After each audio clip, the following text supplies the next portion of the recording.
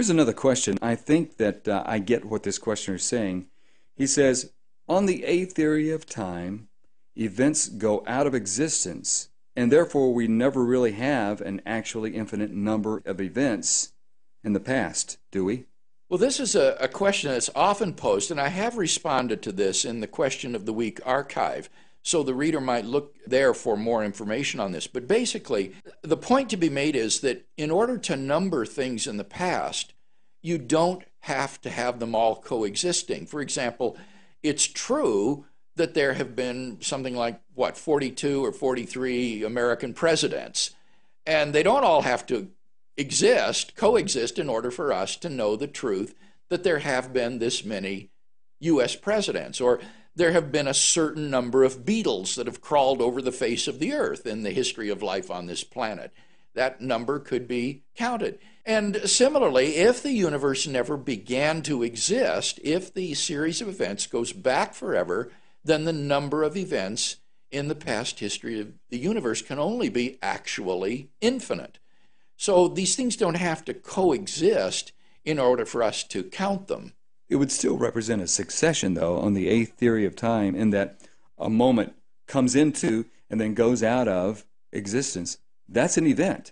Right, I agree. On a dynamic or A theory of time, these events are not on an ontological par with each other. That is to say, they don't all equally coexist. On the so-called B theory of time, or static view of time, there is no real difference, objectively speaking, between past, present, and future. All events are equally real.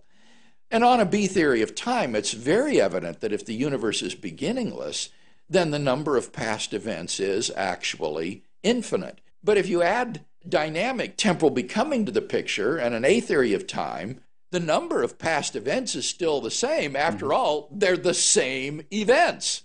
So their number doesn't change. Just because you've introduced temporal becoming into the picture, it's still true that prior to today there have elapsed an actually infinite number of events. I often run into the objection, and it's more of an assertion, really, and that is that moments are not concrete. Moments aren't real.